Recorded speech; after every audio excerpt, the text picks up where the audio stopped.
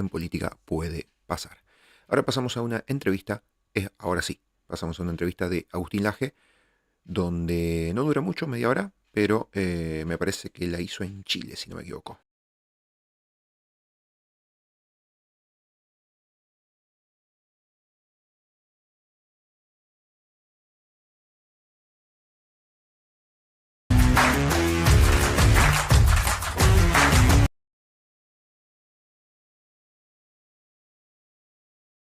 Estoy teniendo unos problemas, no sé si de internet o de OBS, acá me está transmitiendo un poco lento y mal todo esto, pero bueno, esperemos que se arregle en unos segundos y poder ver esta entrevista de Agustín Laje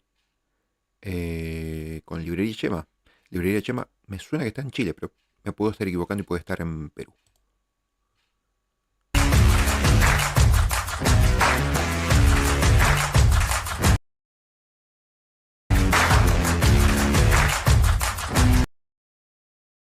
Estamos en entrevistas Bio Bio, hoy bien particular porque vamos a hablar sobre una visión que existe, que en Chile, nuestro país usted en más de una oportunidad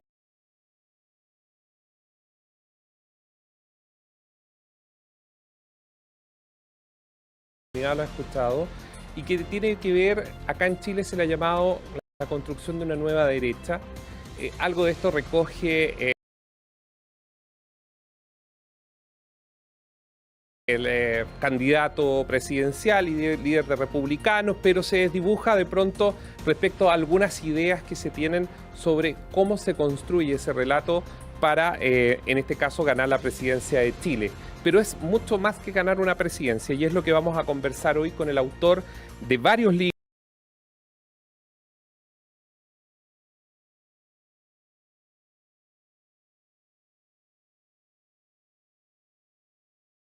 algunos de ellos muy reconocidos en nuestro país, se los voy a decir de inmediato, antes de presentar al autor. Voy a partir por el más conocido probablemente por muchos de quienes nos están viendo, la batalla cultural, reflexiones críticas para la nueva derecha. Se ha vendido, muchos probablemente lo han leído. Y uno de los últimos libros que está generando, y lo puede ver también a través incluso de las redes sociales, en YouTube, que se llama Generación Idiota. Estamos con Agustín Laje. Él es licenciado en Ciencias Políticas de la Universidad Católica de Córdoba, máster en Filosofía de la Universidad de Navarra, y ha escrito varios otros libros y está en nuestro país, viene llegando justamente desde Estados Unidos. ¿Cómo está, Agustín? Gracias por visitarnos en los estudios de Bio Bio. ¿Qué tal, Néstor? No, gracias a ustedes por la invitación. ¿Cuál es tu mirada? Antes de que entremos a los libros muy interesante, ¿cuál es tu mirada de Chile? Tú vienes de afuera, no estás metido en el bosque, por ende tienes una visión probablemente de los grandes titulares o las bajadas que puedes haber leído. ¿Cuál es tu visión de Chile? ¿Cuántos minutos tengo para responder esto? Lo más breve. Lo más breve. Bueno, Chile ha sido uno de los países que constituía para muchos países de la región un ejemplo. Era uno de los pocos países que nunca cayó dentro del socialismo del siglo XXI, junto con Perú, con Colombia y alguno que otro más. Se hablaba incluso del milagro chileno y las derechas en general miraban a Chile como un gran ejemplo, y eso dejó de ser así a partir del año 2019.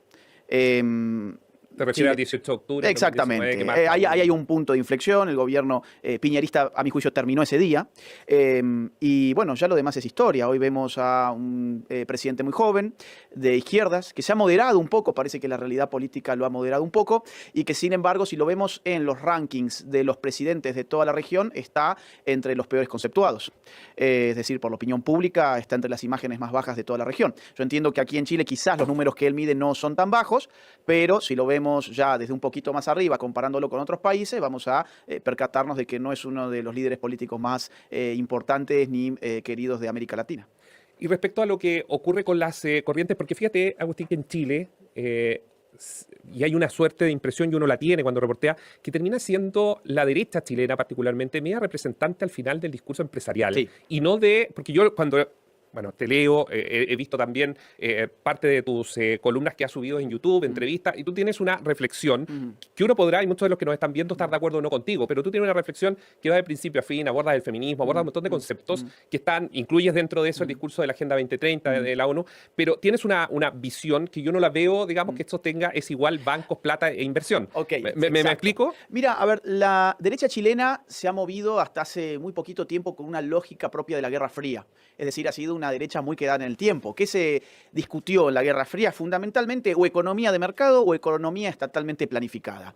El resto, que si más autoritario, si más democrático, en realidad eso era maquillaje ideológico. El punto real de la discusión de la Guerra Fría era o mercado o Estado. Bien. Y la derecha chilena, que se representó muy bien en el mercado y en el éxito económico que se generó en Chile, pensó que con eso bastaba. Pensó que la variable para mantener a la derecha en el poder tenía que ver con, bueno, índices de consumo elevados, números, una ciudadanía que pudiera ir a cambiar su teléfono celular todos los años, los paseos por el shopping mall, el centro comercial. La derecha se dedicó a hacer cuentas. Y la izquierda, mientras tanto, jugó a los cuentos. Y ahí tenemos, mientras la derecha estaba haciendo sumas y restas, mostrando gráficos de barra y confiando en que el consumo generara por sí misma una ideología de derechas, la izquierda entró por el campo de la cultura, habló de historia, habló de conceptos, habló de sexo. La universidad, los colegios. Además, hegemonizó instituciones altamente culturales, como vos lo has mencionado, universidades, escuelas, el mundo de la música. Yo no me olvido, por ejemplo, aquí hay un artista que fue a recibir un premio con los pechos al aire y con unas consignas del aborto. Es decir, ha habido también en el mundo del arte en Chile una clara inclinación hacia la izquierda política cultural. Entonces, esos dos juegos que parecían ser distintos, finalmente los dos tenían un impacto electoral y terminó mostrándose que el juego en el siglo XXI es más cultural que meramente cuantitativo, económico o de gráficos de barras. ¿Y cómo se encausa? Porque yo en la presentación, y probablemente los seguidores de Kast no les gusta que uno evidencie, digamos, porque pasa mucho eso, se polariza. Sí. Tú has llegado a un Chile que todavía está muy polarizado, que tú te pones a conversar estos temas y es blanco y negro y no grises. Sí. ¿Sientes que a lo mejor José Antonio Kast o alguien de la política chilena puede o ha logrado entender esto? Porque la verdad, y yo invito a la gente que nos está viendo, que hay un mundo de diferencia en lo que tú postulas versus el discurso chileno de cierta derecha. Sí, yo creo que el partido de Kast puede tener un poco de esto y también hay otras figuras como la de Johannes Kaiser que también ha entendido bien esto. Es decir, aquí hace falta no solamente prometerle a la gente confort económico, sino también hablar de temas que están en la arena pública en este momento y de los cuales la vieja centroderecha no tenía ningún discurso propio. Por ejemplo, lo mencionamos recién, el problema del sexo, el problema de las mujeres, de los hombres, del género, del aborto, de la inmigración descontrolada, el problema incluso de las razas en muchos países es muy importante, el problema de la religión, el problema de la familia, son problemas que, el problema de la historia, cómo vamos a leer la historia pasada, son problemas que la derecha no ha querido abordar porque, insisto, confiaba que mientras la economía pudiera más o menos sostenerse, las personas iban a votar por la derecha y esto ya hemos visto que no es así. ¿Y esto es un mal de Latinoamérica, Agustín? No, es un mal que también se registra en Europa. Por ejemplo, el Partido Popular Español, Popular Español es casi una réplica de lo que aquí puede haber sido el piñerismo, o lo que en Argentina ha sido el macrismo. ¿Y eso es buscando diferenciarse de esta derecha? O sea, tratar de llegar a este centro que ya, según la visión que tú nos estás dando, avanzó en terrenos culturales y poder ir a pelear esos terrenos culturales que... No, yo no creo que lo hagan para diferenciarse, al revés. Aparece una nueva derecha porque hay todo un conjunto de masa poblacional que ya no se ve representada en los viejos partidos que votaban antes. Es decir, ¿por qué la gente en Argentina votó por Milei y no por Patricia Bullrich, que era la candidata de Mauricio Macri? ¿Por qué ahora el PAN en México acaba de recibir una paliza electoral? ¿Por qué los candidatos del Centro Democrático en Colombia han recibido una paliza electoral que los dejó cuartos? En este país, el piñerismo, si mal no recuerdo, quedó cuarto también en las últimas elecciones. Entonces, vemos que, y incluso en el caso español, cuando el PP pensaba que iba a ganarle las elecciones del año pasado, el PSOE terminó perdiéndolas. Entonces, hay toda una masa de votantes que ya no se sienten representados con esos partidos tradicionales y aparecen en ese sentido opciones de una derecha distinta, una derecha con pantalones bien puestos, digamos así. Es decir, que se anima a hablar de temas que la otra derecha no se anima. Pero no es que la otra derecha no se anime a hablarlos porque quiere diferenciarse. ¿Es porque no lo entiende? Es porque no le entiende, no le interesa y en muchos casos le produce mucho miedo. Y se puede decir que estos planteamientos, por ejemplo, cuando hablamos de feminismo, aborto, todas estas batallas culturales respecto a lo que tú nos has dicho, en sociedades como la chilena probablemente se te catalogaría o se catalogaría esas ideas como de extrema derecha. ¿Cómo lo defiendes tú? Bueno, que hemos vivido los últimos... Tú nombrabas a Johannes Kaiser, a quien conocemos, carta presidencial, diputado, y que tiene muchas de estas ideas y muchas veces se le encasilla en ese sector. A mí me da gracia un poco cómo se ha constituido últimamente el abanico político. Fíjate que antes teníamos extrema izquierda, izquierda, centro izquierda, centro derecha, derecha y extrema derecha. Bueno, ahora ese abanico ya no existe más. Ahora existe el siguiente abanico: izquierda, centro centro-derecha y extrema-derecha. O sea, hemos perdido dos posiciones en el abanico político que antes sí existían. El de la extrema izquierda por un lado y el de la derecha por el otro. Yo no creo que mis opiniones sean de extrema-derecha. ¿Por qué? Porque lo extremo, por ejemplo, según la filosofía política de Norberto Bobbio, que lo ha explicado muy bien, el extremo también tiene que ver con la metodología que se utiliza. Sí. En la medida en que uno acepte, por ejemplo, metodologías democráticas y pacíficas para difundir sus ideas, mal podemos decir que esas personas son extremistas. Miremos, por ejemplo, lo que pasó hace muy poquito en Francia. En Francia, la derecha, que ganó en la primera vuelta, hace muy poquitos días, el domingo pasado, se calificó en todos los medios de prensa como extrema derecha. La extrema derecha gana en Francia las elecciones. Ahora, salieron manifestantes de extrema izquierda a destrozar la ciudad, a prender fuegos automóviles, a destruir los comercios de las ciudades, y esos manifestantes no fueron calificados como extrema izquierda, a pesar de que utilizaban la violencia como metodología política, sino que fueron calificados o bien como izquierdistas o bien como personas preocupadas por el futuro de la democracia francesa. Entonces, tú lo que no quieres decir, hay una batalla cultural que esa derecha que tú representas en estas ideas que se plasma, que perdió y que va a tener que conquistar. Y por empezar, porque se instala, digamos, como una verdad cierta ese relato. Sí, y no solamente ese relato, sino que además la derecha tiene que empezar por tratar de recuperar su autoestima. La derecha ni siquiera quiere su propio apellido de familia. Derecha e izquierda son apellidos de familias. Como las familias, que tienen muchos miembros particulares, las familias político-ideológicas tienen muchas doctrinas particulares también. Por ejemplo, hay derechas más conservadoras, derechas más libertarias, derechas más nacionalistas, más soberanistas. En sociedades como la chilena, Agustín, probablemente para quienes nos están viendo y escuchando, choca un poco, y esto antes de irnos a la pausa, choca un poco por las dictaduras que tuvimos en Latinoamérica. Y eso también es una realidad cuando tú tienes procesos judiciales que demostraron hechos, violaciones de derechos humanos puntualmente más allá de lo que haya gatillado, y que yo creo que es otro debate, haya gatillado llegar a ese momento. ¿Cómo responderías a eso? Porque muchas veces la derecha o algunos sectores de derecha lo que uno ve es que arrancan justamente de esto, que los puede atrapar en un discurso. Es un problema de batalla cultural. Si no se ha dedicado a revisar la historia, a dar una interpretación de la historia, es evidente que la historia te vuelve como un boomerang. Ahora, no hablemos de historia, hablemos de hoy. La dictadura más longeva de la historia de nuestro continente no es de derechas, es de izquierdas. Me estoy refiriendo a la isla de Cuba. O, ni hablar la dictadura de Nicolás Maduro y del chavismo. Entonces, y si queremos hablar de historia pasada, de la historia, digamos, valga la redundancia, bueno, también tenemos que ver los extremismos criminales de las izquierdas que asesinaron también personas, secuestraron también personas, pusieron sus bombas. Pero claro, la izquierda ha mantenido su apellido de familia en lo alto. ¿Por qué? Porque ha tratado de destacar sus supuestas virtudes que consistirían en sus amorosas finalidades, redistribuir la riqueza, la justicia social, el bien común, mientras la derecha se quedó atrapada en una praxis política meramente económica que pensó que nada de esto le iba a afectar. Y hoy tenés una realidad muy curiosa, que es que las personas derechas dicen, no existen más las derechas y las izquierdas. Y las personas de izquierda dicen, no, yo soy de izquierda, ¿cuál es el problema? Entonces, eso es una simetría de la identidad política tremenda. Lo que tú dices me río, porque lo que tú dices es lo clásico de que se habla en las épocas de elecciones, que el que no dice por quién va a votar es porque entonces va a votar por alguien de derecha, pero no se atreve a decirlo públicamente y por ende dice que todavía está como meditando o que no sabe. Nos hemos cansado de hablar del closet de la sexualidad y del género. Yo creo que hay que empezar a hablar del closet de la política. Hay muchos metidos en el closet. Vamos a ir a una pausa, Agustín, para quienes nos están viendo. Al regreso vamos a estar hablando del libro, de por qué está en Chile y también algunas preguntas, definiciones cortitas que me gustaría hacerle para que usted tenga idea. Lo ideal, o que es lo que nosotros siempre recomendamos en Video para tener un mayor bagaje respecto a quienes piensan y entregan sus ideas sobre puntos determinados para que usted también sepa qué es lo que se está conversando. Vamos a ver.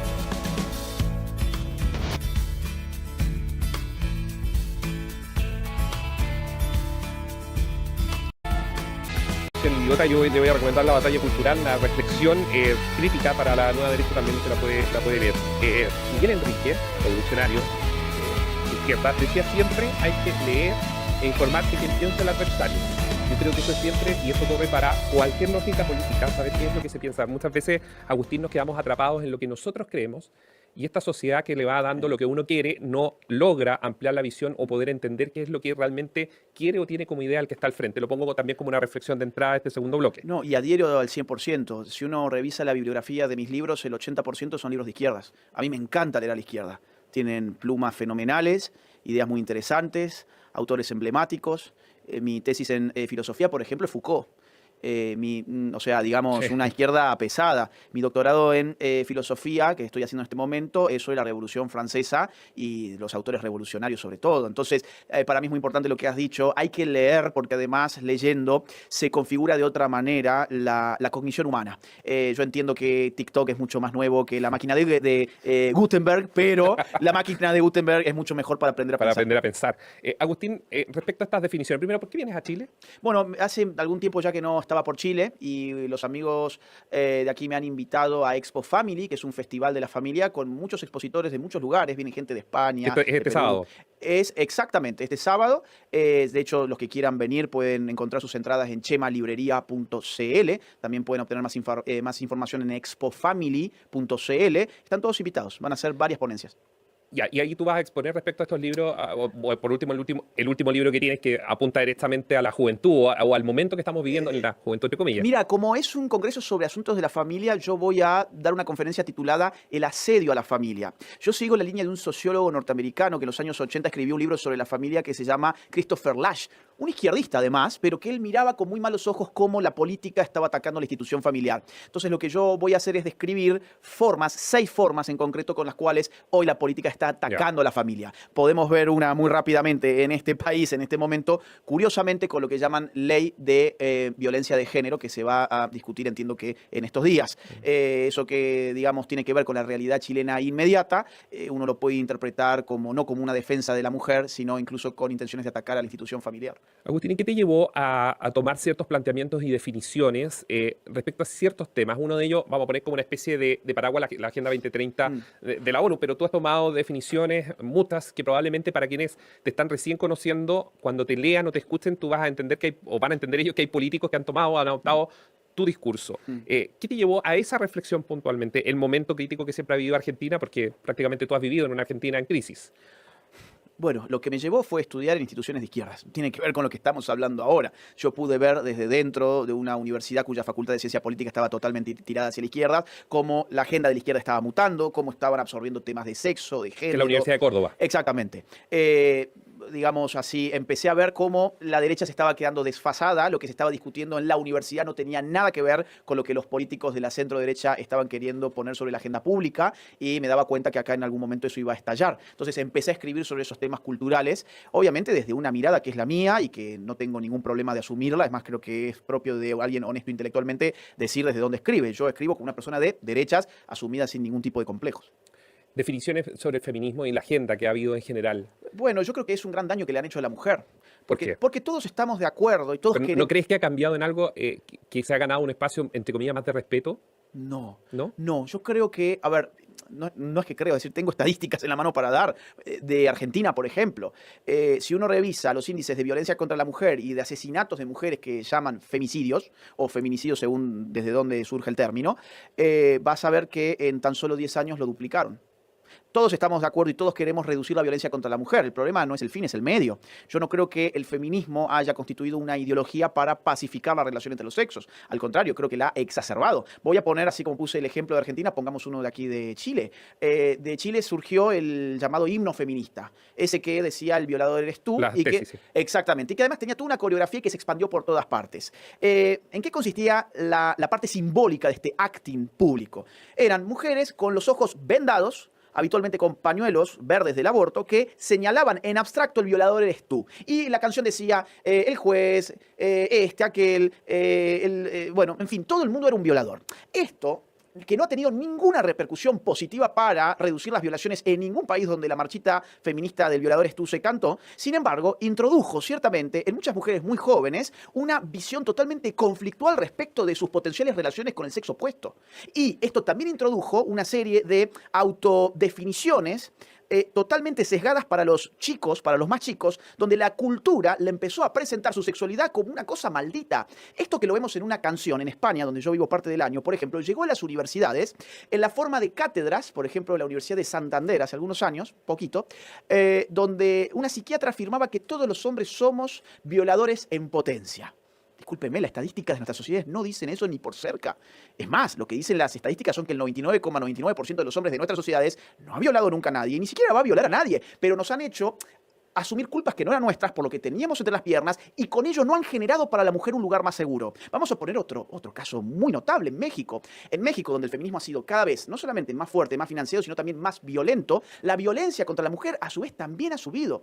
Incluso allí donde se instalaron ministerios feministas, como en mi país, nada bueno podemos encontrar de la situación de la mujer si la comparamos con la situación antes de haber creado ese ministerio, ni en términos económicos, ni de seguridad, ni de violencia, ni de agresiones sexuales. Entonces, el el feminismo ha sido, digamos así, un fanatismo ideológico que ha introducido un conflicto entre los sexos que no ha generado nada bueno ni para la mujer ni para el hombre. Esta semana nosotros en la unidad de investigación de la radio estábamos levantando información justamente respecto a las violaciones y digamos, en cuanto a números, efectivamente, por ejemplo, el 23-24 en Chile ha sido, yo creo que es una epidemia que se está pegando muy fuerte en nuestro país respecto al aumento. Yo no sé si es que hay mayores condiciones para denunciar o qué, pero ha habido un aumento en cuanto a las violaciones. Lo dejo, digamos, como dato de la causa.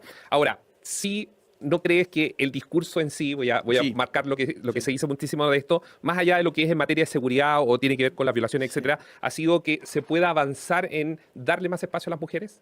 Por ejemplo, en el nivel de empresas, directorio, A etcétera, ver. etcétera, donde sí se ha mostrado mejores números. Tanto este país como el mío ha tenido grandes dirigentes políticas que han llegado al puesto máximo de nuestras naciones sin necesidades de cuotas de género ni de feminismos. Y a pesar de que no me gustan ninguna de las dos a las que me estoy refiriendo. Michelle Bachelet y Y Cristina Fernández. también Brasil. Sí. Sí. O sea, digamos, yo relativizaría. Es cierto que han bajado, pero no por obra del discurso, ¿eh? No ha bajado por obra del discurso una mayor apertura a puestos dirigenciales. Ha bajado por agendas coercitivas, o por leyes de cuotas, o por las presiones de lo que hoy se llama criterios ESG, que te habilitan o te deshabilitan para obtener financiamiento internacional en una empresa. Necesitas mostrar diversidad, inclusión y equidad, por ejemplo. Sí. Entonces no es Que eso tanto el viene discurso. de la pregunta que te voy a A hacer ver, ahora, dale. que tiene que ser tiene que ver con agendas internacionales. Sí. ¿Tú crees que es una especie de yugo? Leía y también he visto que hay muchas críticas, por ejemplo, de lo que ha hecho la Internacional Socialista con las Naciones Unidas. Antonio Guterres viene de la Internacional Socialista y han pasado Michelle Bachelet y muchos puestos importantes que vienen de la Internacional Socialista. ¿Tú crees que ha habido ahí tan estratégicamente algo para crear este paraguas que obliga a Occidente a seguir estas recomendaciones? Porque finalmente quienes siguen es Occidente, quienes Sí, siguen esas total, recomendaciones. total. Entonces, ¿qué ha obligado a llevar a Occidente a esto?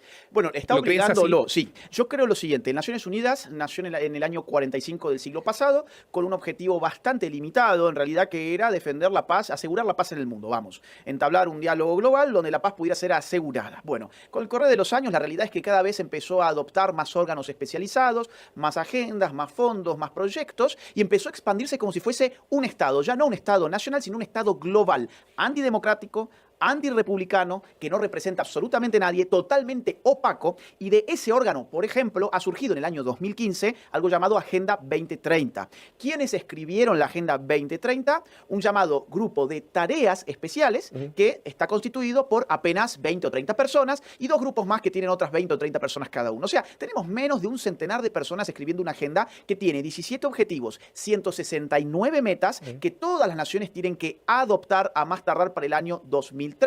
Ahora, todas estas metas y objetivos tienen en común revestir ideologías propias de las izquierdas, algunas más ambientalistas, otras más feministas, otras más socialistas en un sentido clásico, antiempresa, por ejemplo, otras que tienen que ver con el aborto. Todo eso está metido en la Agenda 2030, con lo cual yo creo que la izquierda sí que se dio cuenta que el futuro gubernamental del mundo, en una época de plena globalización, cada vez pasa menos por lo que ocurre dentro de las fronteras de un Estado y cada vez pasa más por lo que ocurre en entidades no estatales, pero que asumen tener una legitimidad humanitaria para establecer agendas obligatorias para todos. ¿Es el problema de Occidente? Sí, claro, porque no hay democracia. Es decir, yo creo verdaderamente en la democracia y creo que Occidente políticamente se debe a la democracia. Entendida no como el gobierno dictatorial de las minorías, sino como el gobierno que sigue agendas mayoritarias respetando los derechos de las minorías. Claro, porque el día de mañana pueden ser mayorías también. Ahora bien, el modelo de gobernanza global que surge de estas entidades internacionales no es democrática, nunca te van a consultar absolutamente nada, van a hablar en tu nombre, pero no te van a pedir tu opinión y van a querer que vos cumplas eso en el nombre de una abstracción llamada la humanidad. Es muy curioso porque además presentan una antropología, es decir, una visión del hombre en la Agenda 2030 y los documentos preparatorios de la Agenda 2030, que son del año 2013, 2014 y 2015, en el cual se nos presenta a un sujeto que no tiene familia. La Agenda 2030 no habla en ningún momento de la necesidad, por ejemplo, de fortalecer la familia, y vaya que esto es importante. No habla en ningún momento de Dios, es decir, vamos, muchos hombres tienen un Dios, muchos hombres tienen una fe, podemos compartirlo o no, pero que es un dato antropológico importante para definir una agenda, ciertamente lo es. Y nunca hablan de patria ni de naciones, hablan solamente de una abstracción llamada la humanidad, que ellos, este grupito de menos de 100 personas, puede interpretar y puede establecer una agenda en nombre de ellos. Decime si esto no es un desquicio antidemocrático que no representa lo mejor de Occidente en términos políticos. ¿Y qué va a pasar? Mira, hay una ¿O qué reacción. debería pasar? No, yo creo que ya está pasando. Hay una reacción. Afortunadamente hay una reacción en contra de esto. De hecho, estos organismos ya lo han notado en sus informes públicos. Los informes del año pasado de la Agenda 2030 ya notan lo que ellos llaman la expansión de la extrema derecha, que era lo que hablábamos recién. También el foro de Davos, que es el foro del señor Schwab, también en sus informes denominados de riesgos globales, hablan sobre el problema de la ultraderecha populista y la fake news para controlar Internet. Y es porque tienen miedo. ¿A qué le tienen miedo? Lo que está pasando ahora. ¿Qué está pasando ahora? Bueno, la derecha ganó en Argentina. Tenés el Cono Sur con un experimento que se está mirando ahora y los países están muy expectantes de lo que pasa allí. Tenés en el centro del continente otra persona de derechas que acaba de ganar con el 85% de los votos, Bukele. Y tenés en el norte la posibilidad del retorno de la peor pesadilla de los globalistas, que es Donald Trump. Mientras tanto, cruzás el charco y te vas a Europa y tenés unas elecciones parlamentarias de hace muy pocas semanas donde arrasó la derecha alternativa o la nueva derecha en las urnas, en Alemania, en Francia, en Bélgica, en Austria, y en Hungría y en un montón de otros lugares más, en Holanda. Arrasó la derecha y hoy una institución tan globalista como el Parlamento Europeo hoy se ha girado hacia la derecha. Es inédito. Entonces, yo no especularía tanto con qué debería pasar. Yo creo que ya está pasando. ¿Y no es cosa de péndulo? Siempre hay péndulos, evidentemente. Ahora, todo depende de cómo hace uno las cosas cuando el viento sopla a favor y qué O sea, hace que tú cuando... dices es la oportunidad que van a Exacto. tener si es que quieren detener el péndulo. Exactamente, y tienen que ver todo lo mal que hizo la centro-derecha anterior para evitarse ese tipo de errores. Agustín, muchas gracias por acompañarnos acá en los estudios de la Ha sido radio. un gusto, muchas gracias a vos. Y ustedes también pueden comentar, pueden también llevarlo a las redes sociales en nuestro sitio web biobiotchile.cl o BioBioTV. Recuerden que también nos pueden encontrar en YouTube y en todas las plataformas digitales de la radio. Bueno, hasta acá entonces con esta entrevista exactamente en Chile, en Librería Chema.